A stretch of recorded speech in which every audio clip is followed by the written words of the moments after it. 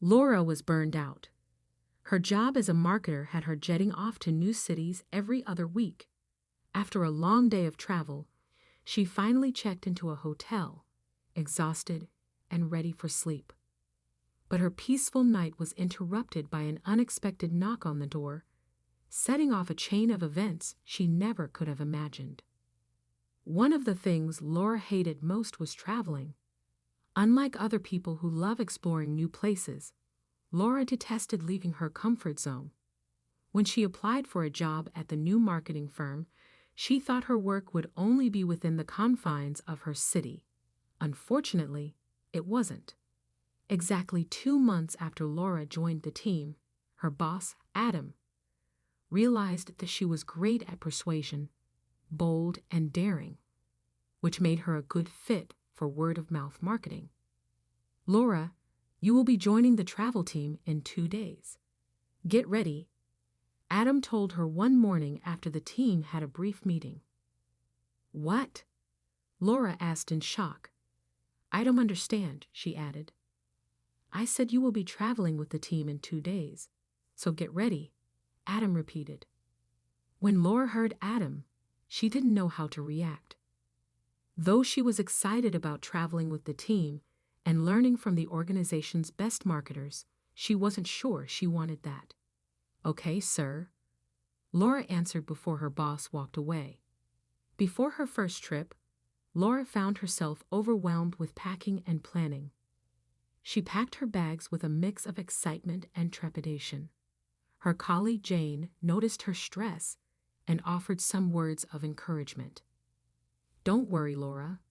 Once you get used to it, traveling can be a great way to see new places and learn from different markets. Just remember to stay organized and take things one step at a time." 2 days later, Laura joined the other marketers at a company they had been assigned to. Thankfully, their business there was successful. As a newbie still learning the ropes, Laura didn't contribute much to that day's meeting. But as she traveled more with the team, she began to take control. About a year after Laura began traveling with the other marketers, she started to travel to different cities independently.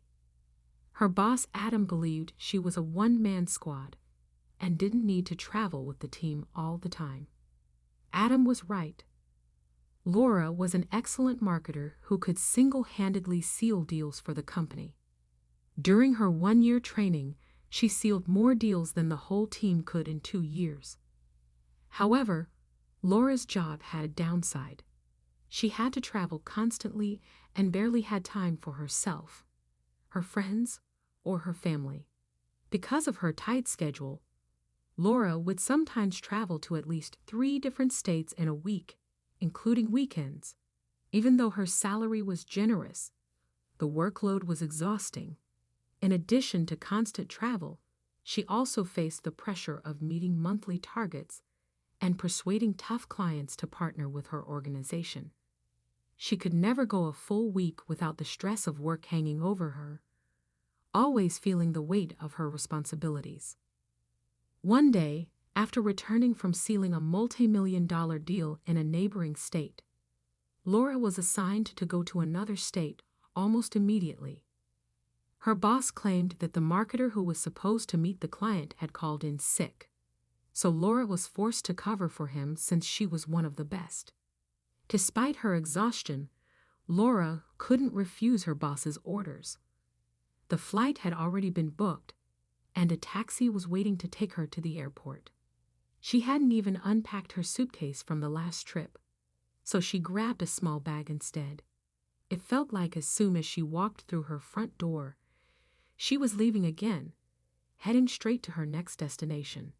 Unfortunately, her flight was delayed, and as a result, she arrived at her destination very late at night. Laura was already exhausted from traveling all day, so the first thing she did after leaving the airport was to find a hotel. Luckily, she found one online that wasn't too far away. After checking the reviews, which seemed perfect, she took a taxi to the hotel and arrived in less than 10 minutes. After handing the driver her fare, He counted out her change and offered it to her. "Here's your change, ma'am," he said, extending the money toward her. Laura smiled, waving it off. "Oh, don't worry, you can keep the change," she replied kindly. At that point, all Laura could think about was getting a room and heading straight to bed. Fortunately, there were still rooms available, so she quickly booked one for the night. "Would you like us to bring you anything, Mom?"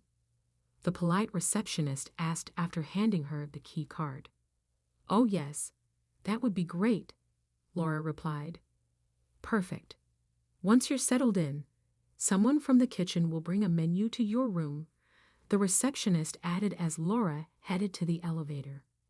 As soon as Laura entered her room, she flung her small bag to one side, took off her shoes, and collapsed into the bed. She was too exhausted to even change into pajamas, and within minutes, she was fast asleep. Because of her fatigue, Laura fell so deeply asleep that she didn't even hear the knocks on her door.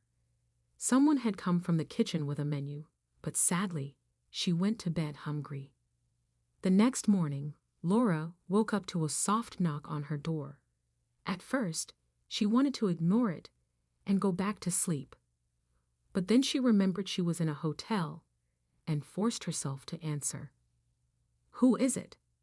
Laura yelled in a grumpy voice. "Good morning, ma'am. It's me, Ellie, the receptionist. There's someone here asking to see you.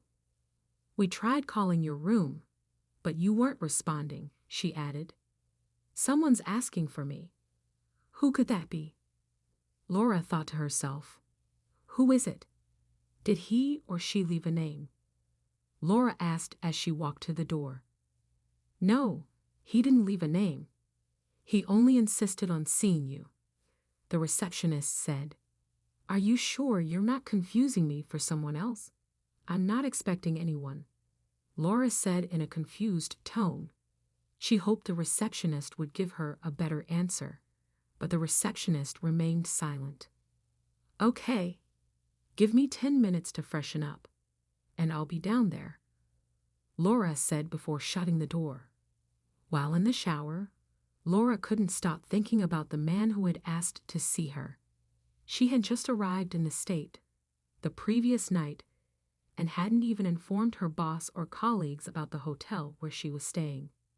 After changing into fresh clothes, Laura headed downstairs, her mind racing with curiosity about the identity of the man waiting for her.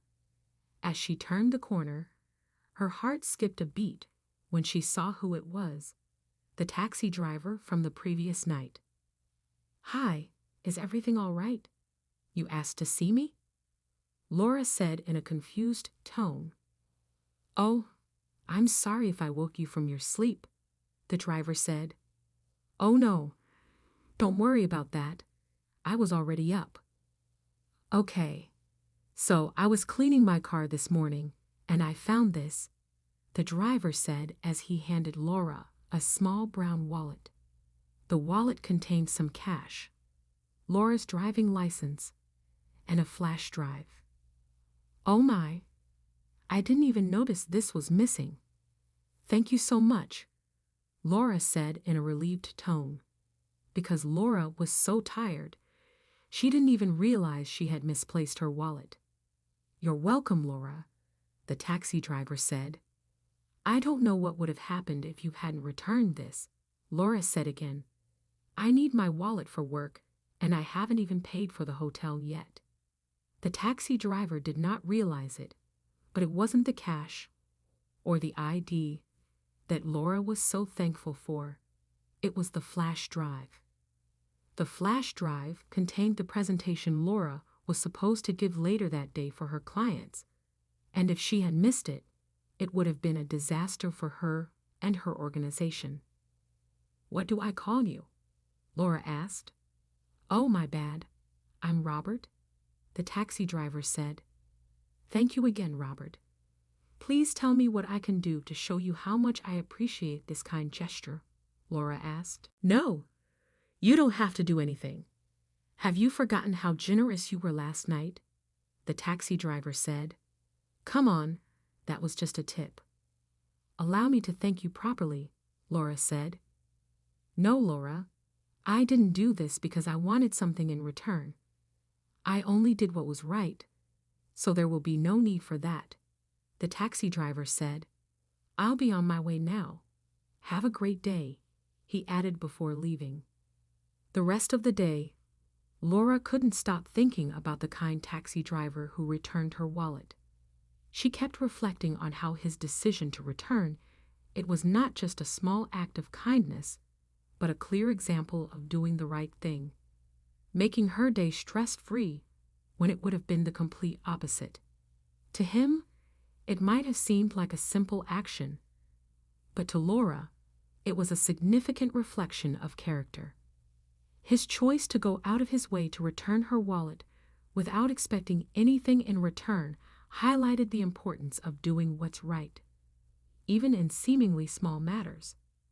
Though Laura never saw Robert the taxi driver again after she left that city, she still thought about him every day. Sometimes she would silently pray for the man to meet a helper who would repay him for all his kindness. As for Laura, she continued to work at the marketing organization for 4 more years before she left for another job that wasn't as mentally draining and time-consuming as her old job. That way, she got to spend more time with friends and family and focus more on the things that made her happy. In the end, Laura learned that while people often focus on seeking grand rewards, it's the small acts of kindness that can create the most profound impacts. The simple act of tipping the taxi driver led to a significant favor, teaching her that genuine gestures, even if seemingly minor, often set in motion positive outcomes. This realization transformed Laura's perspective. She began to make a conscious effort to show more appreciation and kindness in her own interactions, both in her professional and personal life. And that wasn't all. 6 months later, Robert was on his way to the airport to pick up Mr. Tanaka, a high-profile businessman who was a regular and generous client. As he merged onto the highway, smoke came from the engine as the car shuddered to a halt on the hard shoulder. Panic set in. Mr. Tanaka was expecting him, and being late was unacceptable. Calling a taxi would be too slow, and hiring a recovery truck would be too expensive and take too long. He looked at his watch. He was already cutting it close. Just then, a silver sedan pulled over on the other side of the highway. A man in his 60s stepped out and approached. "Looks like you were in a bit of trouble there," the man said. Robert explained his problem, and the man nodded. "Retired mechanic," he said with a grin. "Let's see what's up." After a moment, he pulled out a small tool and fiddled with something loose. "Spark plug should be good to go now," he said. Robert was astonished. He thanked the man, and the man simply waved him off. "Pay it forward," he said with a smile. Robert made it to the airport with only 5 minutes to spare.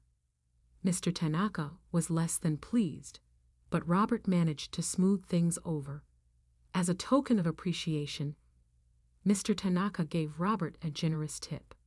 As he drove away in his now repaired car, Robert's experience showed that kindness often comes full circle. His good deed of returning Laura's wallet was rewarded when a stranger helped him in his time of need.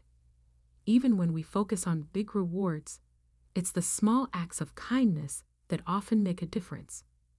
Robert's situation demonstrated that every act of goodwill, no matter how small, can eventually lead to positive outcomes and reinforce the value of paying it forward.